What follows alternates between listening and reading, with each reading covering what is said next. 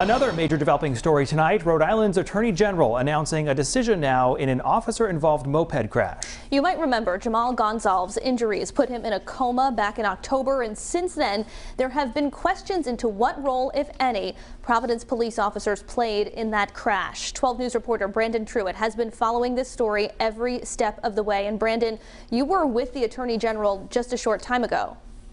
Well, Brian and Kim, if there is one word to describe this investigation, it's thorough. The Attorney General had two questions to answer. Did the officer's cruiser hit General Gonzalez, and did the officer commit a crime? Today, the AG saying no to both. All right, good afternoon. After nearly 2.5 months of investigating, Rhode Island's Attorney General announcing no charges in an officer-involved crash. Take my car! At the center of it all is this crash from October 18th. Police say General Gonzalez was part of a group of off-road bikes and ATVs riding along Elmwood Avenue. Witness video used in this investigation shows him followed by Providence police officers. Gonzalez turns right, the officer follows, the crash happening off-frame. The central question of this case, did the officer hit Gonzalez? What we cannot prove here is a reckless driving case. Rhode Island State Police looked at the cruiser, the scooter, Gonzalez's helmet and clothing, body camera footage from several of the officers, as well as witness statements from those nearby. I put the scientific evidence up here. I put the video evidence up here because that is what this conclusion is based on.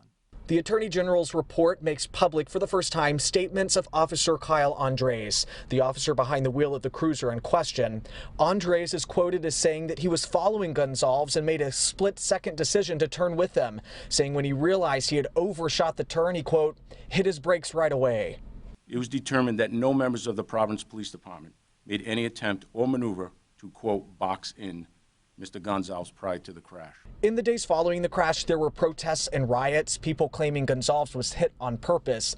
The Attorney General making it clear today that's just not the case.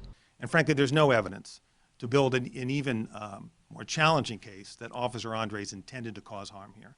The evidence just does not support that. Remember, the Attorney General was brought in by the city of Providence to be a third-party voice in this. The Attorney General saying part of the reason he didn't hand this over to a grand jury was so that ultimately all of the evidence could be made public. And guys, that is exactly what we got today. Brandon, certainly a lot to go through in the pages of that report. Where does the investigation go now?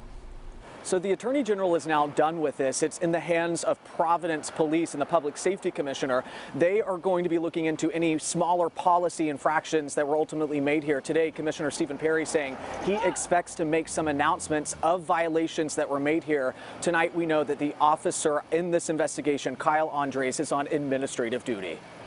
Brandon Truitt live for us, tracking the story since October now. Our thanks to you.